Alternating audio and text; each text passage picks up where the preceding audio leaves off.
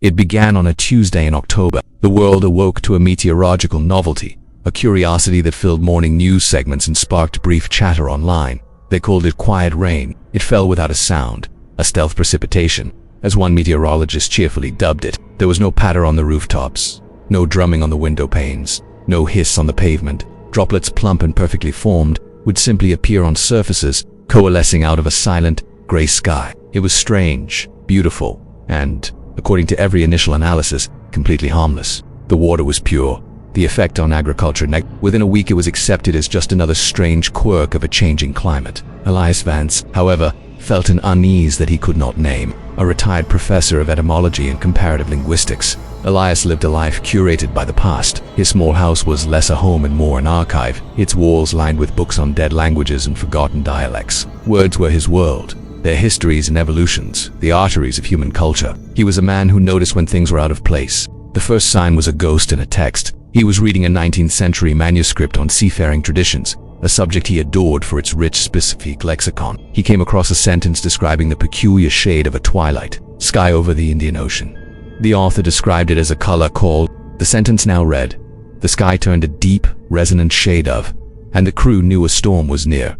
A blank space, not a smudge, not a faded word, but a perfect, intentional-looking void. Elias frowned. He knew the passage by heart. The word was a rare term, a blend of Greek and an old mariner's cant, meant to describe a specific blue-green, almost bronze, seen only in tropical waters at dusk. He closed his eyes, trying to picture it, and found that he couldn't. He could remember the definition of the word, but the color itself, the feeling of it, was a blank spot in his mind's eye. His unease solidified into a cold, sharp dread. He went to his own extensive library, pulling down other books, older editions. The word was gone from all of them. He spent the next 48 hours in a frantic digital archaeological dig. He scoured online databases, digitized archives, and historical logs. Nothing. The word Callan had vanished from collective human record. It was as if it had never existed. He tried to talk to a former colleague, a historian named Ben. "Ben, do you remember the term Callan for a shade of twilight blue?" Ben had only looked at him with gentle confusion. "Can't say I do." "Elias, are you sure you're not thinking of cerulean or perhaps tear? It's good to keep the mind sharp in retirement, old friend." Elias hung up the phone, the silence of his study suddenly feeling profound, cavernous. It wasn't just a forgotten word. It was a shared, retroactive erasure. The quiet rain had fallen 3 days before he'd noticed the blank space in his book. He stood at his window, looking at the clear sky, and a terrifying thought took root in his mind. The rain hadn't just brought water. It had washed something away. The world remained blissfully unaware. The quiet rains came and went, now a regular feature of global weather. They were inconvenient for pedestrians but a blessing for those who disliked the noise of a downpour. For Elias, each silent fall of rain was a period of intense, agonizing vigilance. He would pace his library, running his fingers over the spines of books, terrified of what he might find missing when the world dried off.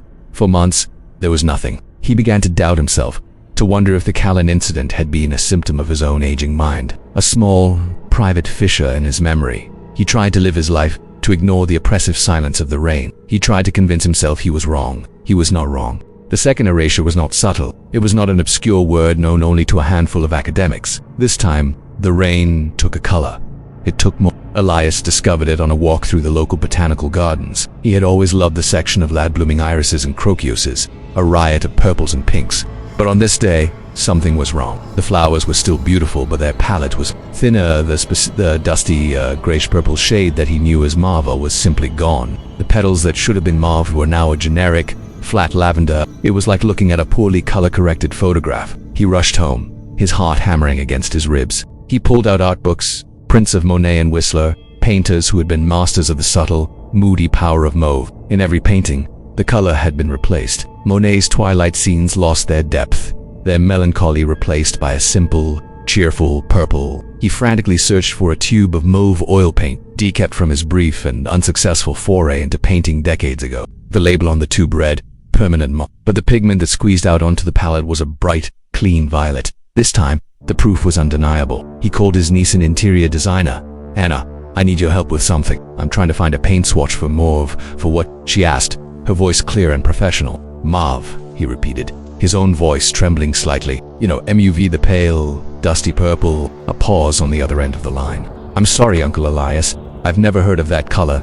Are you sure that's the name? I can send you some swatches for lavender, lilac, or plum if you'd like." He ended the call, The world had not just forgotten the color, the very concept of it had been neatly excised from the human mind. He was now a castaway, adrift in a sea of unknowing, the sole inhabitant of an island of memory that was shrinking with every silent storm. He looked out the window at the familiar world and felt, for the first time, like a complete and utter alien. The rain, he now understood, was a thief, and its appetite was growing. He began to call the phenomena the muting. The second muting galvanized Elias. His doubt was gone, replaced by a terrible certainty and a profound, desperate sense of purpose.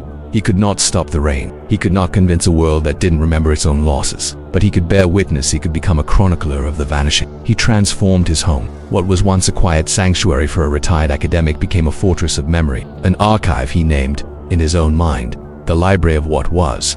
He worked with a feverish intensity he hadn't felt in years. He began by documenting the 2 known losses. On fine, acid-free paper, using permanent ink, he wrote down everything he could about the color map. He didn't just write its name, he tried to describe its soul. He wrote about the way it felt like the color of a fading bruise, of old lace, of dusk in a quiet room. He described its use by impressionist painters to capture ambiguity and melancholy. He wrote about its brief, explosive popularity in Victorian fashion. He painted swatch after swatch with his new, incorrect violet paint, and next to it, he wrote in the margins, "No, it was paler than this, with more gray." It felt like a memory of purple, not the thing itself. He was trying to describe a ghost to people who had never believed in spirits. Next he turned to Callan. He wrote down its etymology, its known uses in maritime literature, and his own frustratingly vague sensory memory of it. He drew diagrams of the light spectrum, trying to pinpoint the exact location where it should have been, a blank space between blue and green that no one else could see. His library became a meticulous, heartbreaking catalog of the void. He bought textbooks on every conceivable subject: botany, music theory, history, art, chemistry, and began to read them, not for what was there, but for what might one day be missing. He created a system. He cross-referenced everything. He was building an ark, not for living creatures, but for the very concepts that made up a world. He worked in complete isolation. His only companion, the quiet hum of his dehumidifier, battling the slow, silent tide of the rain. He was a lonely Noah, surrounded by a flood of forgetting, trying to save a world one memory at a time.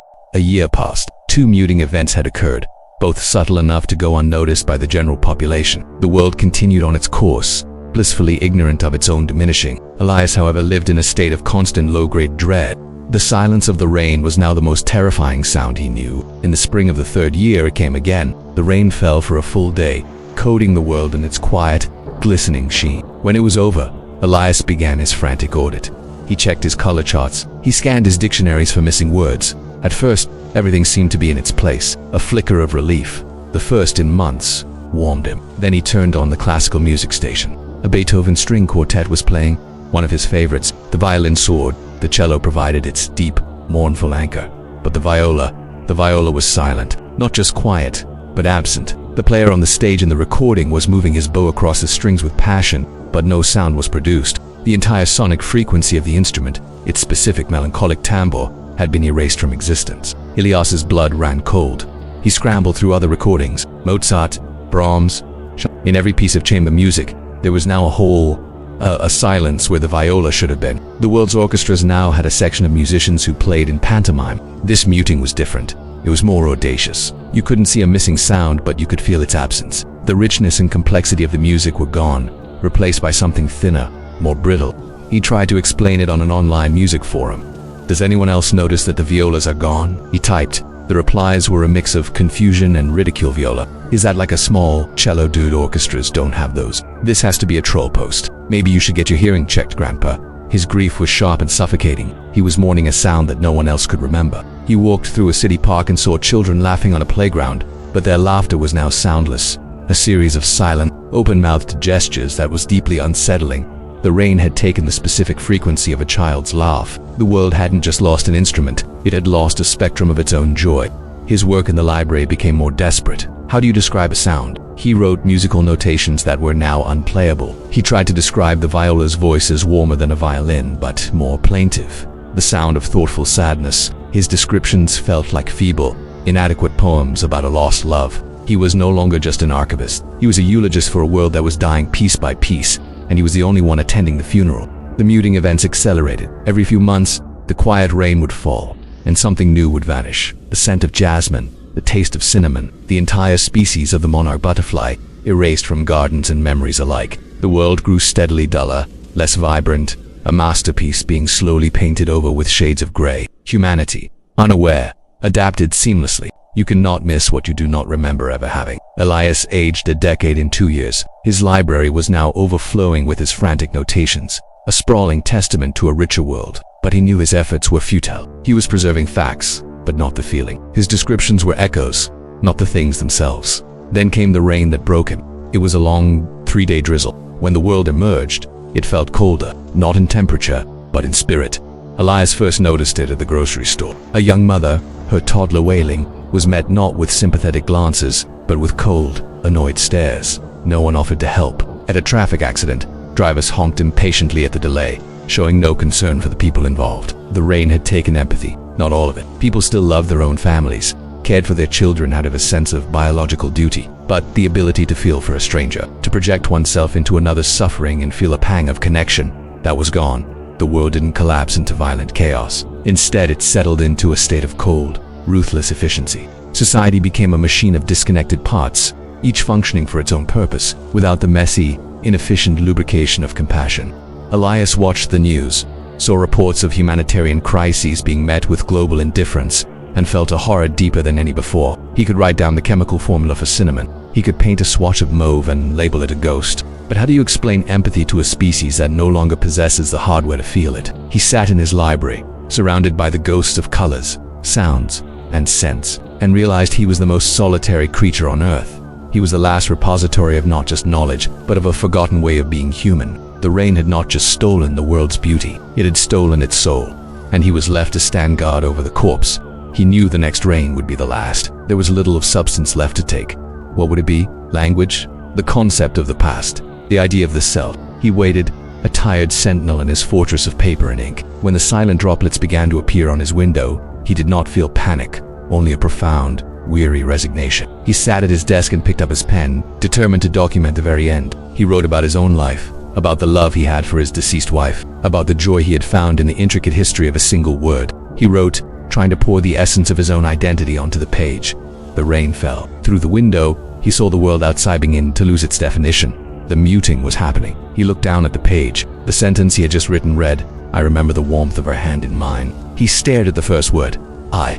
It seemed strange. Suddenly, a symbol without a connection. What did it refer to? A feeling of a self. A center of consciousness began to fray, like an old rope coming undone.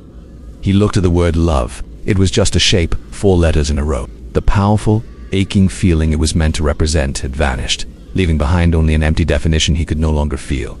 His frantic writing slowed. His hand felt like a foreign object, guided by an impulse he no longer understood. He wrote a new sentence. The water touches the glass. The thought was simple, an observation. There was no eye observing it. There was no memory of a time before the water, no concept of a time after. There was only the present, silent moment. He looked at the pen in his hand, then at the books lining his walls. They were objects, shapes, the meanings they held, the worlds they contained were gone. They were just with pulp and ink. His head tilted slightly. Outside, the rain fell silently. The world was quiet. There was no past to mourn, no future to fear. There was no one left to do the mourning or the fearing. Everything was simple, everything was calm. The pen slipped from his fingers, clattering softly onto the floor. It was the only sound in the room. And then that too was gone.